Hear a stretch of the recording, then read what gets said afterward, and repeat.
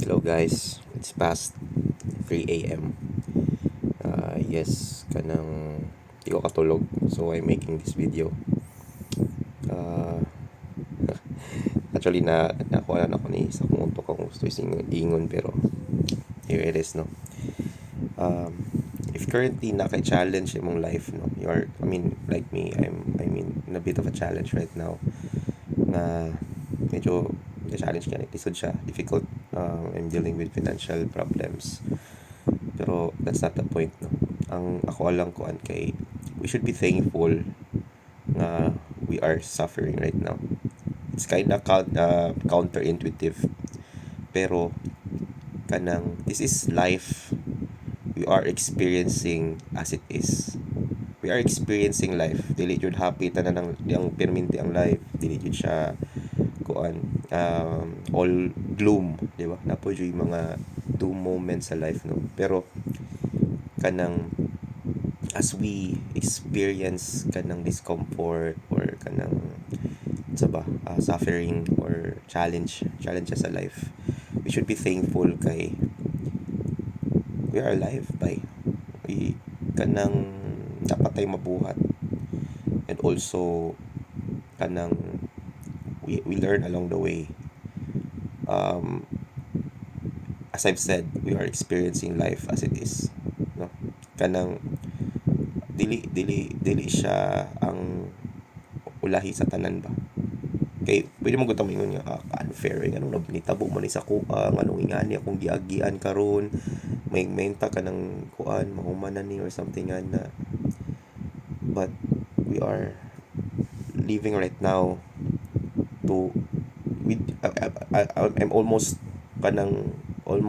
gonna say ba nga we deserve this kay resulta ra po ni sa mga unsa itong ginabutang gibuhat before, or kung dili man you are kanang forced to be responsible on it, and it ang meaning po na kay growth siya ba, you know. So I'm not saying na i-romanticize ni mong suffering.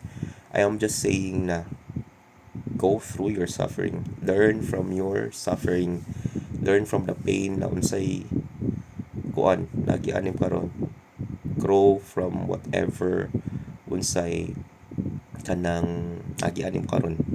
Kaya in suffering, in challenges, sa nanang difficulties by ng mga opportunities, di ba? Pansin na lagod kung sa una wala pa nila na-invento ang ligid, naglisod sila tulak og mga butang, di ba? Nagbuhat sila sleds, and then naka-realize nila mas efficient ang rounded na butang, di ba? So nakabuhat sila ligid. I don't know kung sa stories ligid, pero I hope you get the point, di ba? Ngay opportunities sa kalisod bay, ngay opportunities sa difficulties. English lang nako, pero that's my point, no. Kanang treat this kanang moment, no. Treat this moment nga kanang you're about to discover something sa imong self, di ba? This is part of your kanang reinvention sa imong self, no. So yeah, kanang padayon lang sa life. Kanang akong gusto ingon kaning mahuman ra ni tanan, no. We will get through this, no, if ever nga kanang we choose na mo kuan jud get through sa unsa atong kuan karon giatubang karon, kay choice gyapon nato na hindi need nato na lihokon. I mean normal lang po ko na tao, no. I get envious, I get kanang furious, I get siguro angry sa akong self, no, nganong yan yung naitabo or something na, but ang isa ra jud nakapa-remind sa ko nga nganong kanang kailangan ako endure. It's because few years back ningon jud ko nga naingon ko sa katao nga dude, wala jud ko ka-feel og kanang kuan ba, wala nang suffering nga, wala jud ko nag-suffer sa akong life before to, mga siguro let's say mga 3 years back. Murag kinda gipangayo po na ako ning time and di ko kalimot ato kay relatively sa una kanang comfortable lang ko, dili siya kanang comfortable kay dato kay ko or something na, pero ato nga time less akong responsibilities, wala kay ko nangandoy, dako kay kog pangandoy before that something nga nagplateau akong life ba kay I thought I mean mabuhi na kong ingato kanang job na stable na job kanang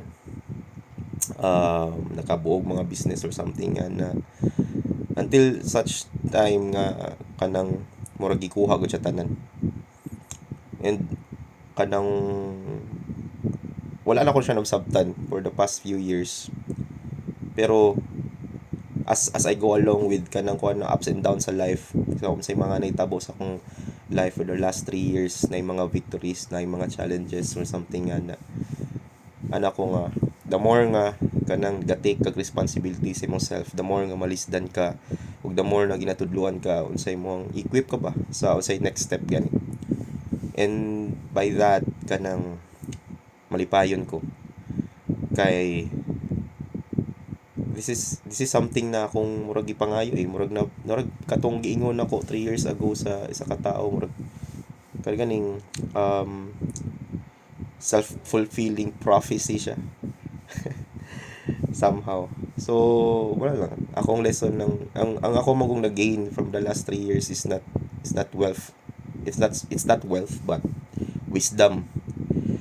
I don't know kay tungod siguro tigulang nako pero I'm happy nga naka-experience ko og mga butang mga challenges and sa life you know.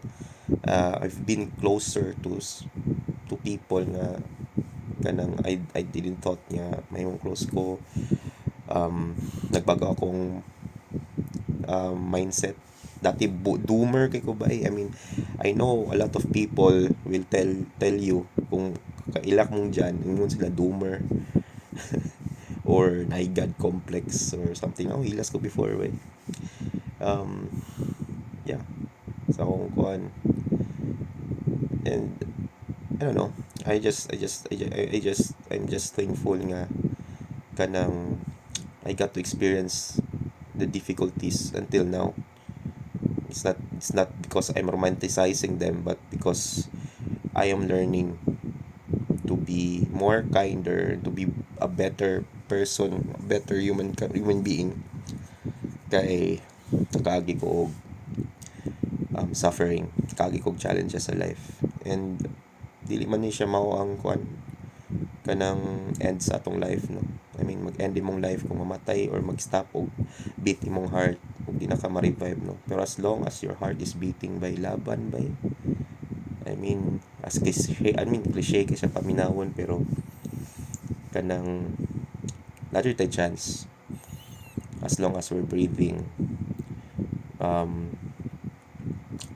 taliwala sa kalisod sa economy and all. So mao lang to nag-record kog video kay nakalimot ko nga